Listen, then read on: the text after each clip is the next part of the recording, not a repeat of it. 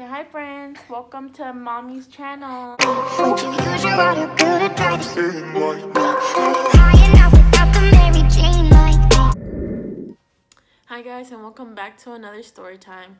This one is about the time I saw La Llorona, or as other people know her as the Weeping Woman. So if you guys want to hear this story, then just keep on watching. So for the ones who don't know who La Llorona is, or also known as the Weeping Woman, I heard her crying. How they felt the sting of her tears. They wail. here's a little information about her. So La Llorona is the ghost of a woman who lost her children and now cries while looking for them, And she will come for them. often causing misfortune to the ones who are near her or hear her.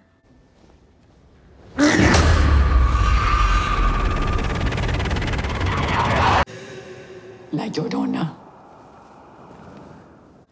So, with that being said, so getting on to my story, when I was young, I used to have this neighbor who was also my best friend.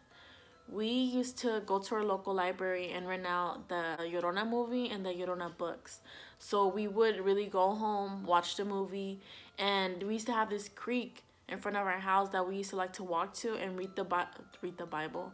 We used to read the Llorona book out loud, thinking that it'll somehow summon the Llorona, or it'll make her pop up and make her chase us. I don't know. We were some weird kids. So a few years after, my dad decides he want to go to Mexico.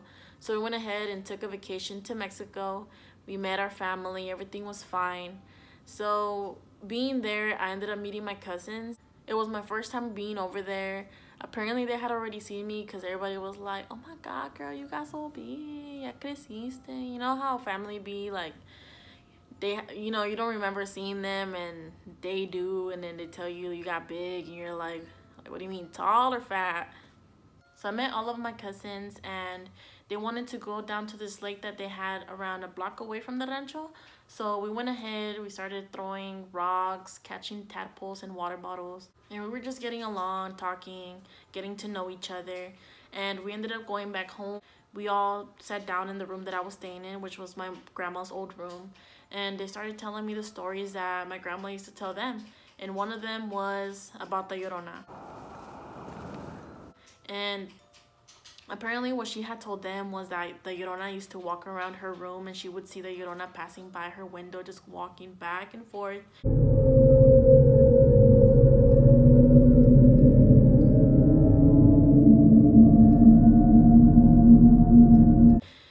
when I heard that, I was like, you sure? I don't think that's what the Llorona does, but okay. You know, I was like, whatever. I already know about the Llorona. It's fake. It's just whatever my parents used to say just to scare me, you know. So I let them tell me the little stories. So I was like, okay, sure, whatever. So later on that day, we ended up having a cookout. You know, we had just arrived from Mexico. If y'all don't know how that is, you know, when you get to Mexico, all your family gets together, you know, little party.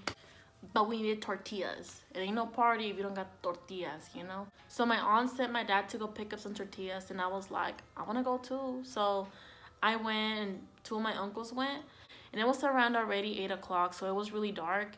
And over there in Mexico, there's not really any street lights, so it's really, really dark. When it gets dark, it gets dark.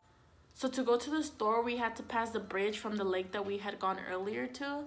And we crossed the bridge, we went to the store, but on our way back, close to crossing the bridge again, we didn't see, I saw this lady with a white dress, a white veil, and long black hair.